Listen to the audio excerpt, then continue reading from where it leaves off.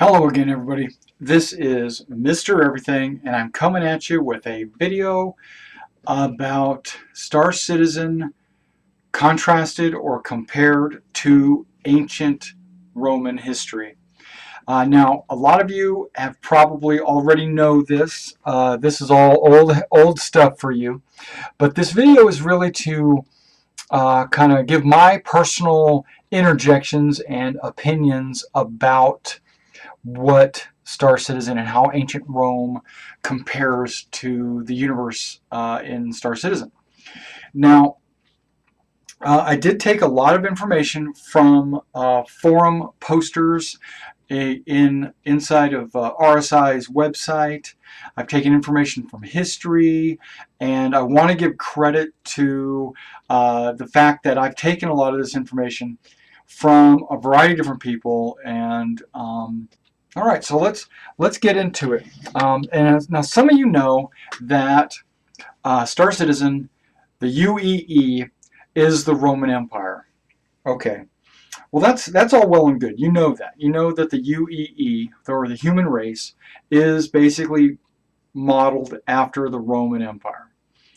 Well, what about the aliens? And what about the citizens? And what about what we see going on inside the universe? How does that compare to ancient Roman history? Okay, well, let's take a look at it a little bit.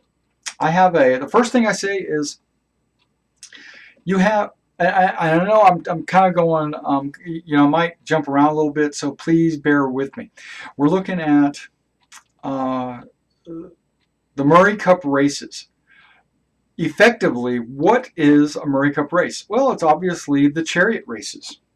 And you know that they've gone, they're going to have Murray Cup style races that are guns free, so you will be able to shoot your guns at your opponent.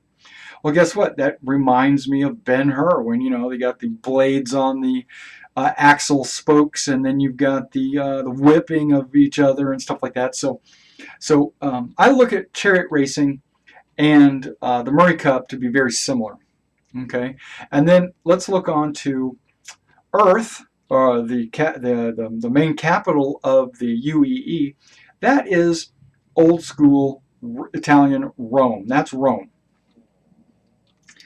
Terra, which is the new capital, or where the government has moved to Terra and decentralized from Earth to Terra, is similar to Constantinople or the Byzantine Empire, and or we'll even call it the Eastern Roman Empire, because as at that time, at the peak of Roman prosperity, which I guess Earth is or expansionism, which is kind of where Earth is right now, Constantinople, being Eastern Rome, is still part of the Roman Empire. But later on, okay, the Vanduul are the Vandals. Okay, the Vandals that move around and attack Rome, basically cause all kind of mayhem and trouble for Rome, are the Vanduul. And that's a very easy comparison. Vanduul. The Tevarin. The Tevarin is a conquered race, as you already know, and they've also been absorbed into the UEE and are slowly getting their own citizenship.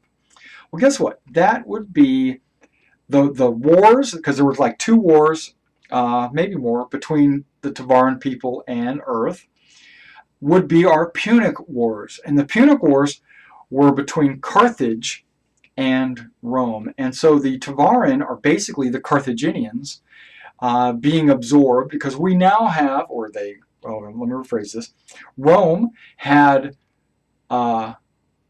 taken over Carthage and has basically adopted, or not adopted, but absorbed their people into the Roman Empire.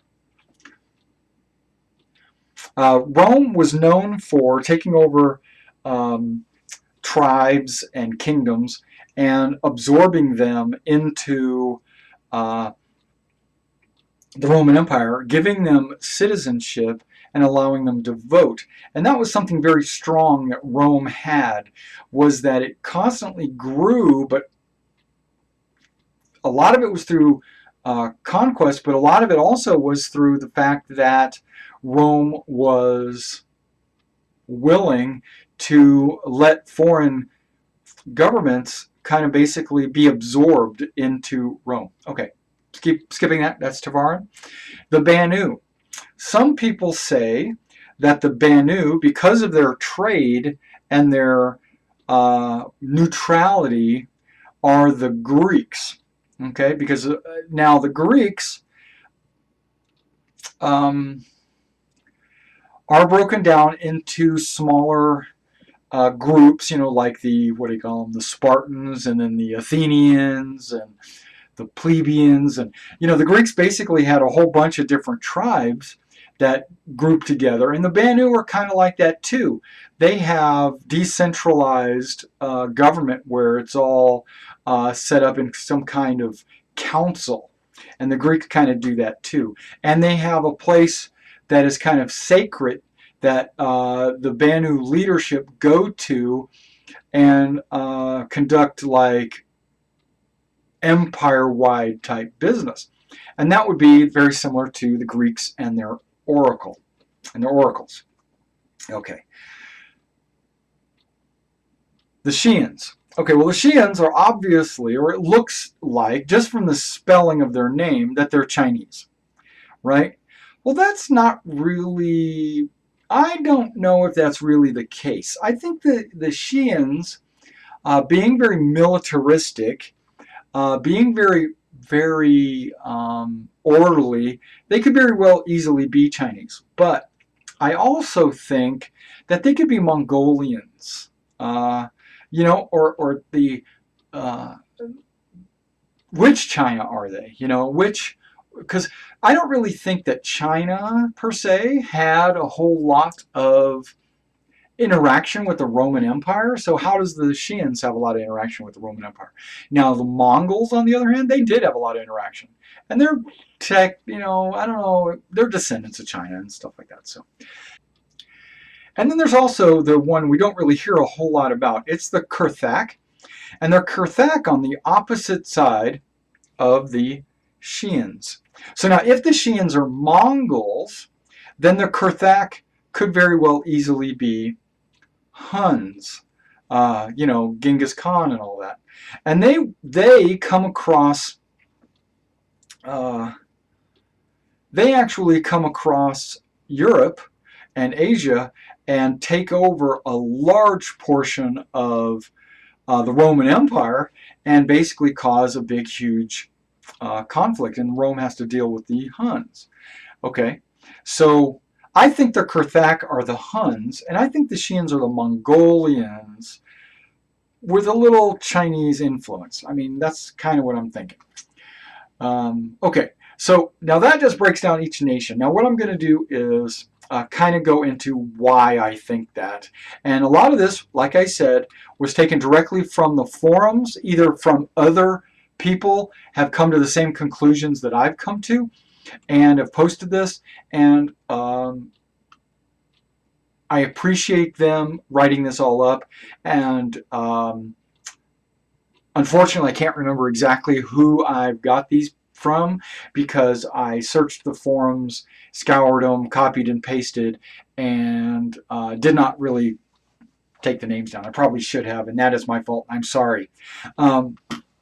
From the earliest Star Citizen interviews, Chris Roberts said that the inspiration for the universe was the Roman Empire, specifically the split between the Eastern and Western empires. I've been thinking through the parallels, and it's interesting to see how deep they go, and what they suggest may turn up in the persistent universe. Earth is Rome, Terra is Constantinople. This is one of the things Chris Roberts himself has said multiple times. Rome was the birth of the empire, the seat of the Senate, and later the emperor. But around the 2nd century, the eastern part of the empire became wealthier and more stable, in part to richer trade routes among a more urban population. This was cemented with the founding of Constantinople. which vied for Rome as the empire's capital. Terra, with its 4 habitable worlds and multiple jump points, is clearly a better center of government than Earth, although some in Earth might not think so. There have been stories and posts about the Terran people and a lot of the government officials putting in official requests for Terra to become the new capital of the empire. Those were done in, I think, 2600s. Take a look at that. Okay, the Tevarin are Carthaginians, humanity's first interstellar enemy, and second. The name could pretty much be said by Rome about Carthage.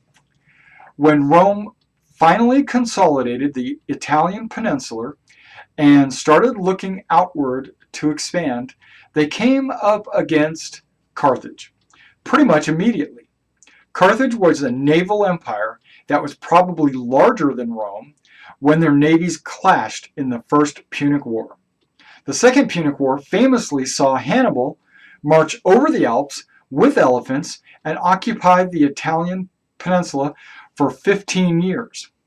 However, the Third Punic War saw the complete defeat of Carthage, and legend claims that the Roman general Scipio Africanus plowed through the city into the earth and sowed it with salt, which is about as close to terraforming of the Tevarin homeworld, Elysium, as ancient Rome could get.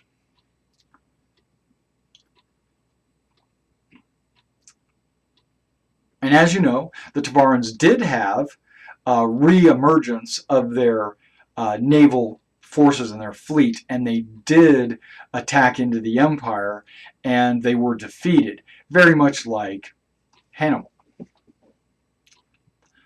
Okay, the Vanduul are the Vandals. Again, Chris Roberts has said as much in interviews. If you've seen Gladiator, the first battle in the forest, those guys are the Vandals, a Germanic tribe. They had a long history with Rome, punctuated by small wars and treaties, until around 400 AD, when possibly chased out of their territory by the Huns. They traveled from the south of Poland all the way to Spain, ravaged the northern borders of the Roman Empire the whole way, before jumping on ships and taking over North Africa.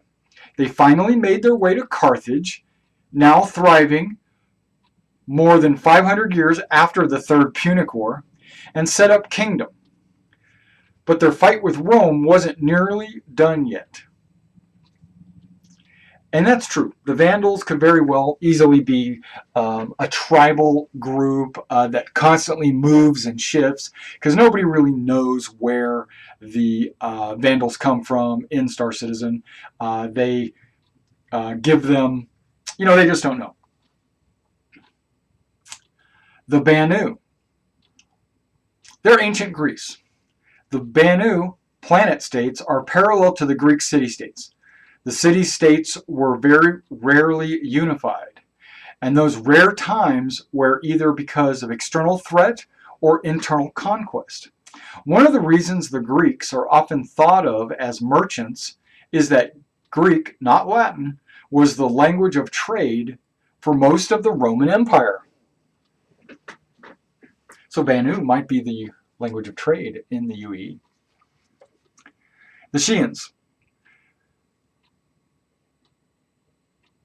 Possibly China. I think they're more like maybe Mongols. The city of Xi'an is a modern-day capital of Shaanxi province in China, and was the ancient capital of the Han and later dynasties. Both the Star Citizen Xi'an and the ancient China share a strong emperor and central bureaucracy and a relatively advanced level of technology. And throughout the history of ancient China, that meant it was often seemed, if not been, somewhat isolationists. Having said that, yeah, I could see where people would bring the correlation between the Xians and the ancient Chinese. So I might concede that point. The kr'thak are the Huns, or later Mongol tribe. Obviously, there's very little to go on here other than the fact that the Xi'an have been at war with them on and off for years. The Huns may have originally been on the Mongol tribes who were frequently at war with the early Chinese dynasties. If they are intended to be Huns, then recent efforts to reach them might not be a good idea, which brings us to a potential future history of Star Citizen.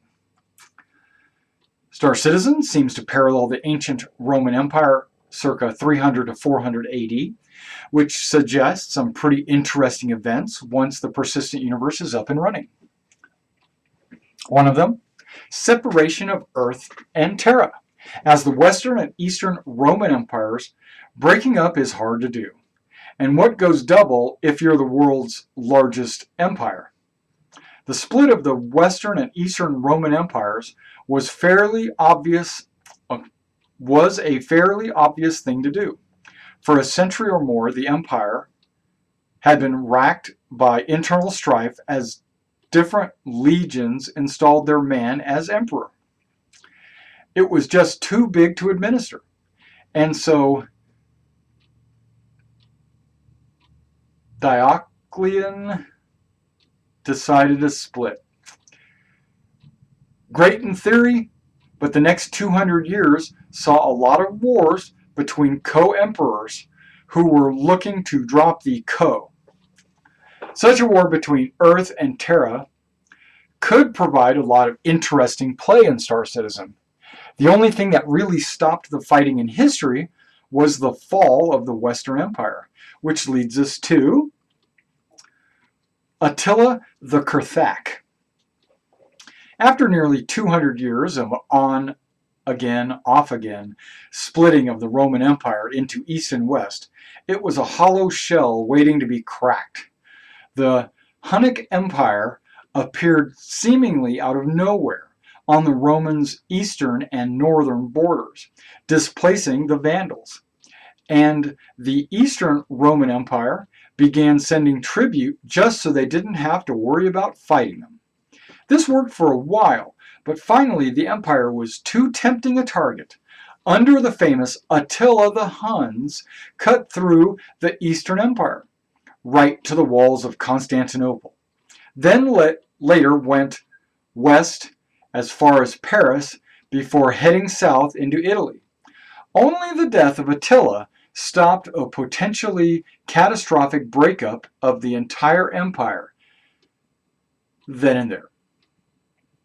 If any explorers find a jump point near the Peri line leading to the kr'thak homeworlds, you may want to back away carefully and forget you found it.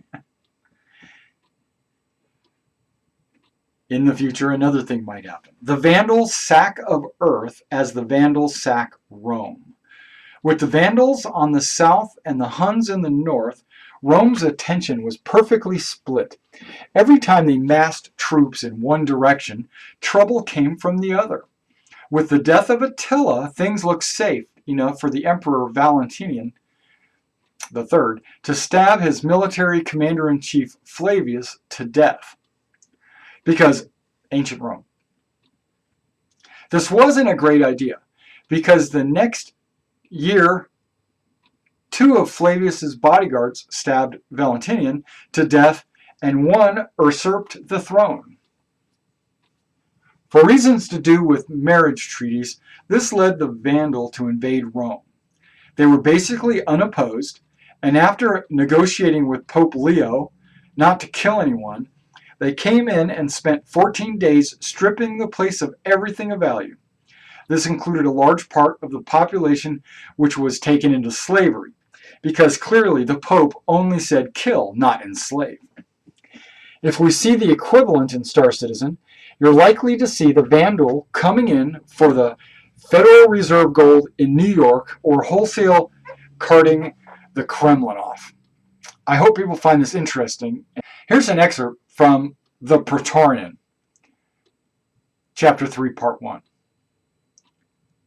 When people compare the Roman Empire with the United Empire of Earth, they always do so by pointing out the similar problems that the latter shares with the former, sometimes even twisting facts or events so as to cause better impact on the crowds.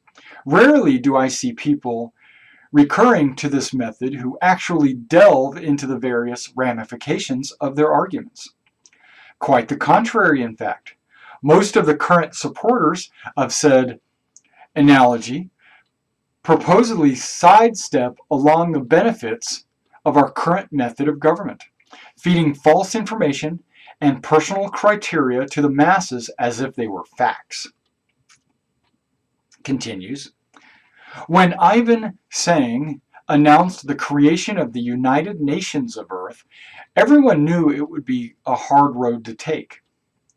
There were hundreds of countries with thousands of problems and millions of issues to take care of. However, back in 2380, we realized humanity must stand together. A lot of time has passed, and together we have progressed by leaps and bounds.